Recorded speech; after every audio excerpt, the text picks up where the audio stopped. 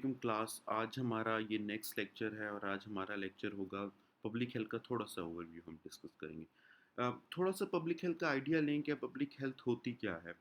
कोई भी ऐसा इशू, कोई भी ऐसा फैक्टर जो किसी ना किसी तरह आपकी हेल्थ को अफेक्ट कर सकता हो, चाहे वो आपकी फिजिकल हेल्थ है, आपकी मेंटल हेल्थ है या आपकी सोशल हेल्थ है, किसी ना किसी तरह अफेक्ट करता हो तो वो हमारा पब्लिक हेल्थ का एरिया होता है। हमारी बिहेवियर से लेके हमारी ट्रैफिक, हमारी pollution, disease prevention, epidemiology, biostatistics, हमारी फैमिली हिस्ट्री, हमारी पॉपुलेशन, वाटर। अभी आपने शायद मैं आपको शायद पढ़ाऊंगा थोड़े दिनों में। एक हमारे मिलीनियम डेवलपमेंट गोल्स थे जिसे हम MDGs कहते थे। उसमें तकरीबन जितने भी गोल्स थे वो सारे पब्लिक हेल्थ के गोल्स थे। उसके आगे हमने सस्टेनेबल डेवलपमेंट गोल्स बनाए जिसे हम SDGs कहते हैं। वो भी जितने भी गोल्स हैं तकरीबन पब्लिक हेल्थ के गोल्स हैं, जिसमें वुमेन की education, access to the primary education, child health, nutrition, इसके अलावा eradication of the poverty, hunger, ये तमाम पब्लिक हेल्थ के एरियाज हैं। अब हम थोड़ी सी पब्लिक हेल्थ की डेफिनेशन, उसके फंक्शंस को डिस्कस करते हैं। अच्छा, पब्लिक हेल्थ की बहुत सी डेफिनेशंस दी हैं, WHO ने भी दी है, डॉक्टर डोनाल्ड ने भी दी थी। लेकिन जो सबसे इम्पॉर्टेंट डेफिनेशन आज भी समझी जाती है वो विंजलो की डेफिनेशन है जो 1920 में आई। उसके मुताबिक जो था कि चार चीज़ें बड़ी इंपॉर्टेंट होती है आपकी पब्लिक हेल्थ में। According to him the public health is the science and art of, किसका साइंस एंड आर्ट है? Preventing disease. आपने डिजीज़ को नहीं आने देना। By preventing disease you are prolonging life. आपने लाइफ को प्रोलॉन्ग करना है। लेकिन लाइफ को प्रोलॉन्ग करना है ये सोच कर कि आपकी फिजिकल हेल्थ और आपकी मेंटल हेल्थ और आपकी सोशल हेल्थ, इसको आप प्रमोट कर सकें। ये ना हो कि आप लाइफ तो प्रोलॉन्ग कर रहे हो लेकिन आप उसकी क्वालिटी को इम्प्रूव ना कर सके। तो आपने यहाँ प्रिवेंट डिजीज करना है, प्रोलॉन्गिंग लाइफ करना है and promoting physical health and efficiency. अब ये चार चीज़ें किस तरह होगी? ये आम तौर पर क्योंकि पब्लिक हेल्थ कम्युनिटी के थ्रू स्प्रेड की जाती है, आप ये अवेयरनेस कम्युनिटी के थ्रू करते हैं। तो उसमें आपने थ्रू ऑर्गेनाइज कम्युनिटी एफर्ट्स, कि आपके एनवायरनमेंट सैनिटेशन हो, कंट्रोल ऑफ कम्युनिटी इन्फेक्शन होती है बेटा जो आप विद इन द कम्युनिटी एक इंडिविजुअल से दूसरे इंडिविजुअल तक लगी, यानी कि with in the area spread हो। जैसे आपने कोरोना के केसेस में देखा कि जब हमारे पास पहला केस आया वो ईरान से हमारे पास केस आया, वो कम्युनिटी इन्फेक्शन नहीं थी।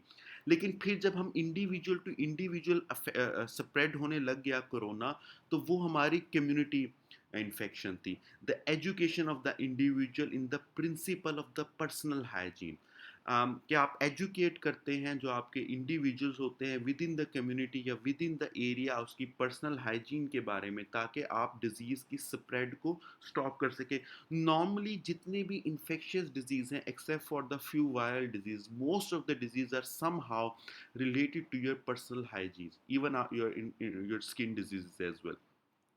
फिर उसके बाद ये आपकी कम्युनिटी के तीन ऑर्गेनाइज्ड एफर्ट्स आ जाती हैं। उसके बाद आपकी मेडिकल और हेल्थ सर्विसेज आ जाती हैं, कि आपकी organisation of medical and the nursing services, कि आपके आपके एरिया के अंदर या आपकी कम्युनिटी के अंदर ऐसी मेडिकल सर्विसेज अवेलेबल होनी चाहिए जो अर्ली डायग्नोसिस कर सके डिजीज़ की और उसकी बुनियाद पर प्रिवेंशन भी कर सके।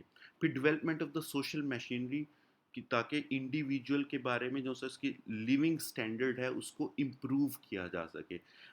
एक एक हमारा SDGs है, सस्टेनेबल डेवलपमेंट गोल, की तकरीबन हर इंडिविजुअल का राइट है कि उसको एडिक्वेट लिविंग स्टैंडर्ड मिले, एक ऐसा लिविंग स्टैंडर्ड जहाँ उसकी बेसिक रिक्वायरमेंट्स पूरी हो सकें। तो ये बेसिकली विंसलो की डेफिनेशन है। ये मैंने आपको एक पैरा में इसकी वो लिख दी और अंडरस्टैंडिंग के लिए आपको मैंने इसकी तफसील बताई।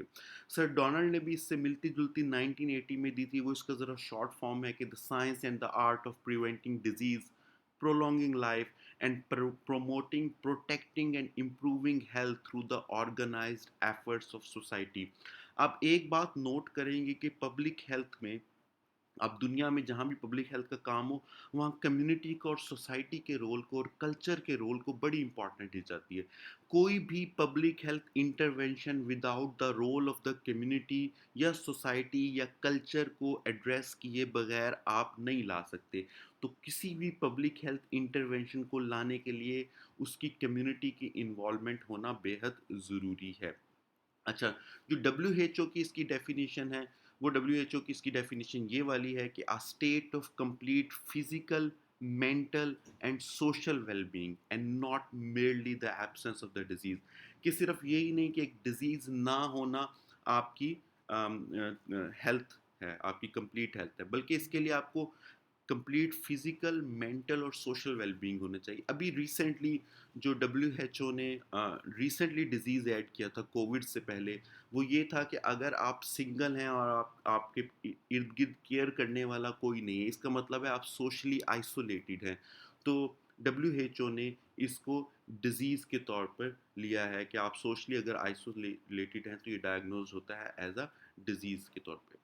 अब हम थोड़ी सी इसकी की टर्म्स की तरफ आते हैं। की टर्म्स आप जानते भी होंगे, ख़ास तौर पे जब से ये पेंडेमिक आया तो आपको की टर्म्स का वैसे ही पता लग गया होगा, लेकिन फिर भी पहली हमारी जो सी की टर्म है इसमें वो है क्लिनिकल केयर। क्लिनिकल केयर आपको पता है, जो क्लिनिक्स के अंदर बेसिकली आपको केयर प्रोवाइड की जाती है हॉस्पिटल्स के अंदर।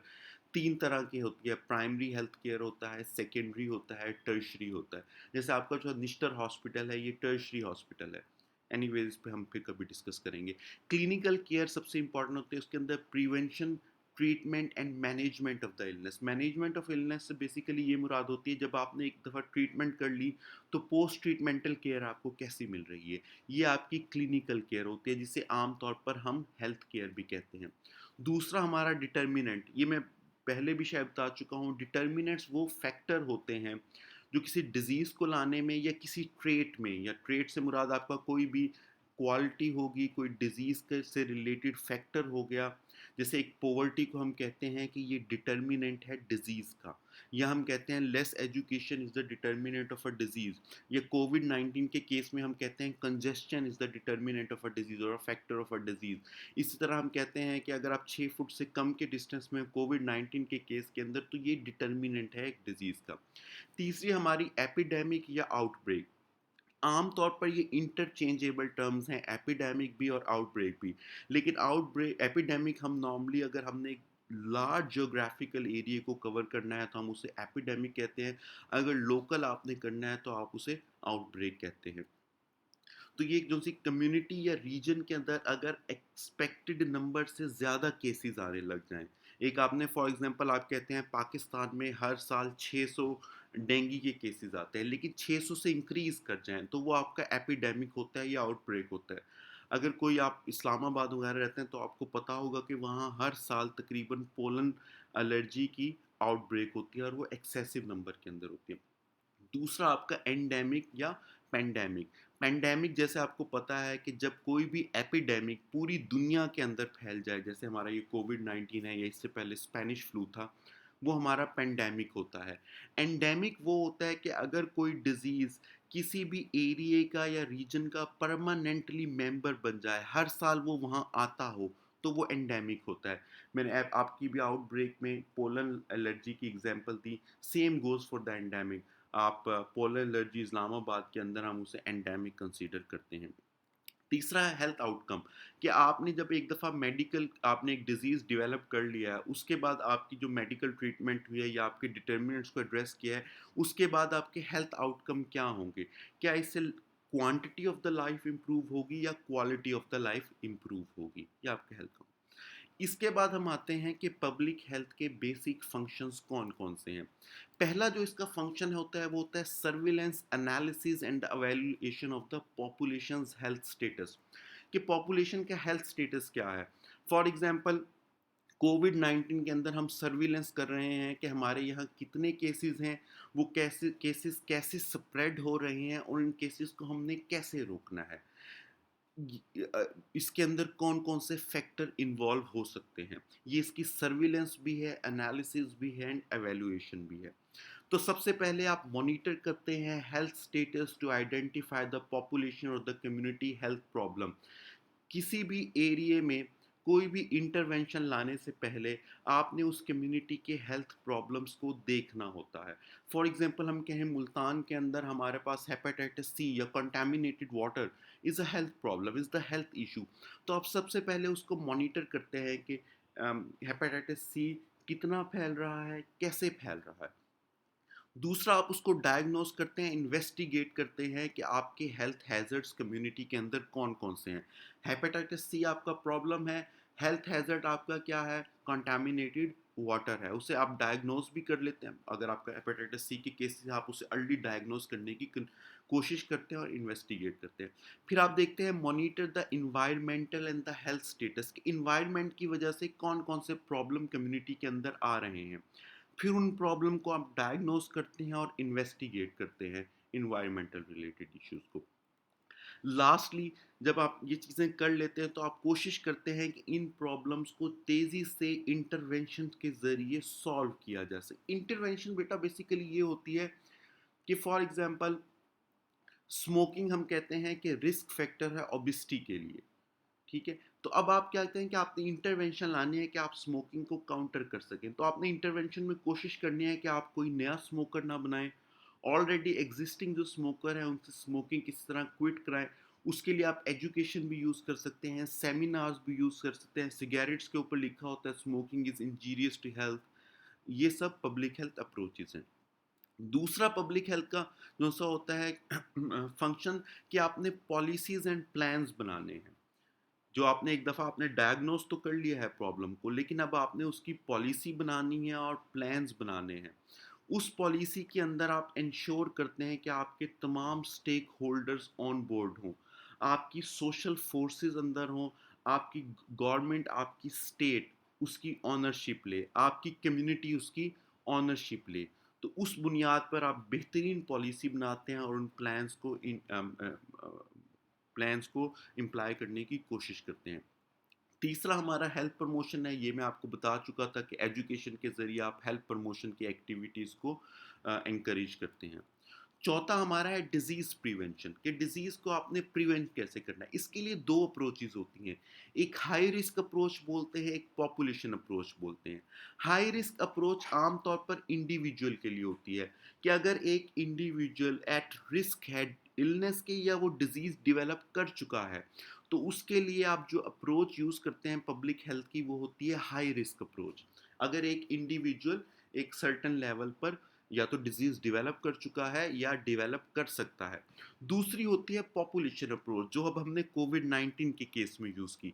पॉपुलेशन अप्रोच के आपने तमाम पॉपुलेशन को जो वल्नरेबल है, जो डिजीज डेवलप कर सकती है, उसको आपने किस तरह बचाना है, उस वो पॉपुलेशन को आपने डिजीज के फैक्टर से किस तरह महफूज रखना है। तो ये कलेक्टिव एफर्ट हो जाती है। डिजीज प्रिवेंशन आमतौर पर 3 लेवल्स के ऊपर की जाती है। वी से primary prevention, secondary prevention and tertiary prevention. Primary prevention ये होती है कि बेटा कि अभी डिजीज नहीं आया। फॉर एग्जाम्पल, इसकी मैं बड़ी अच्छी आमतौर पर एग्जाम्पल देता हूँ कि अगर किसी इंडिविजुअल को कैंसर हो गया है, उसके अंदर मेलिग्नेंसी डेवलप हो चुकी है, तो जब वो कैंसर डेवलप होके हॉस्पिटल के अंदर जाता है, तो वो आपकी हेल्थ स्टेटस के ऊपर एक बोझ है। उसके ऊपर आपका पैसा ज़्यादा लगता है, डिजीज़ लॉन्ग लास्टिंग है और आपको श्योर भी नहीं है कि वो सर्वाइव करेगा या नहीं, तो वो हर लिहाज से एक बोझ होता है। इसलिए हम आमतौर पर प्रिवेंशन करते हैं कि डिजीज़ आने से पहले उसके अंदर कोस्ट इफेक्टिव इंटरवेंशन करके प्रिवेंट किया जा सके। तो प्राइमरी प्रिवेंशन ये होती है कि अभी डिजीज नहीं आया उससे पहले आपने प्रिवेंशन करनी। This is primary prevention. कई दफ़ा होता है कि नज़ला ज़ुकाम के सीज़न में आप आने से पहले ही जुशानदा लेना शुरू कर देते हैं, दिस इज प्राइमरी प्रिवेंशन। या आप कहते हैं जी आप कॉन्टीन्यूसली एक्सरसाइज करें, आप वॉक किया करें ताकि ओबिसिटी से बच सकें, हार्ट अटैक से बच सकें या कार्डियोवास्कुलर डिजीज़ से बच सकें। ये आपकी प्राइमरी प्रिवेंशन होती है। सेकेंडरी प्रिवेंशन होती है कि अभी आपके सिम्टम्स इनिशियली आना शुरू हुए हैं, यानी कि आप डायग्नोस तो कर सकते हैं डिजीज़ को, लेकिन डिजीज़ ने अभी मुकम्मल सिम्टम्स शो करना शुरू नहीं किए। That is secondary prevention. ठीक, एक बंदा ओबीज हो रहा है, आपको लगता है कि ये हार्ट अटैक का एक पोटेंशियल मेंबर है या हार्ट डिजीज डेवलप करने का एक पोटेंशियल कैंडिडेट है, क्योंकि इसके अंदर ओबिसिटी है, तो अभी कंप्लीट सिम्टम्स नहीं आए, उस वक्त आप जो आप इंटरवेंशन कर रहे हैं that is secondary intervention. Tertiary prevention क्या होती है? जब एक इंडिविजुअल ऑलरेडी इल हो चुका होता है, वो बीमार हो गया है, उसके बाद आपने किसी तरह ये कोशिश करनी है कि उस डिजीज़ के कॉन्सिक्वेंसेस ज़्यादा अरसे तक उस इंडिविजुअल के ऊपर ना रहें, दैट इज़ टर्शियरी प्रिवेंशन। पांचवा आपका जो फंक्शन है और लास्ट आपका फंक्शन जो पब्लिक हेल्थ का होता है कि आपने डेवलप करने हैं इफेक्टिव प्रोग्राम्स और हेल्थ फैसिलिटीज़ ताकि आप हेल्थ को प्रोटेक्ट कर सकें। इसमें आप आमतौर पर इंडिविजुअल बेस्ड प्रोग्राम्स नहीं बनाते, आप पॉपुलेशन बेस्ड प्रोग्राम्स बनाते हैं। आप एक ऐसी इंटरवेंशन, एक ऐसा प्रोग्राम, एक ऐसी पॉलिसी लेके आते हैं जो साइंटिफिक एविडेंस से आपको बैक कर रही होती है। आपके पास एक साइंटिफिक एविडेंस मौजूद होता है कि ये पॉलिसी इस रीजन में इतनी सक्सेसफुल थी, तो क्योंकि ये पॉपुलेशन भी दूसरी पॉपुलेशन से मिलती जुलती है, तो यहाँ भी ये पॉलिसी इम्प्लीमेंट की जा सकती है। इसमें आपको बेटर हेल्थ फैसिलिटीज़ देनी होती हैं, बेटर प्रोग्राम देना होता है, तमाम स्टेक होल्डर्स को ऑन बोर्ड लेना हुआ होता है। आपने ये कोशिश करनी होती है कि कम्युनिटी की इन्वॉल्वमेंट को आप लाजमी बना सके। आप उसका बैकअप रखते हैं कि आपके पास डाटा मुकम्मल हो, कंप्लीट हो, और आप उन फैक्टर्स को एड्रेस करने की कोशिश करते हैं जो आपके प्रोग्राम को चेंज कर सकते हैं या बदल सकते हैं या आपके प्रोग्राम को अफेक्ट कर सकते हैं।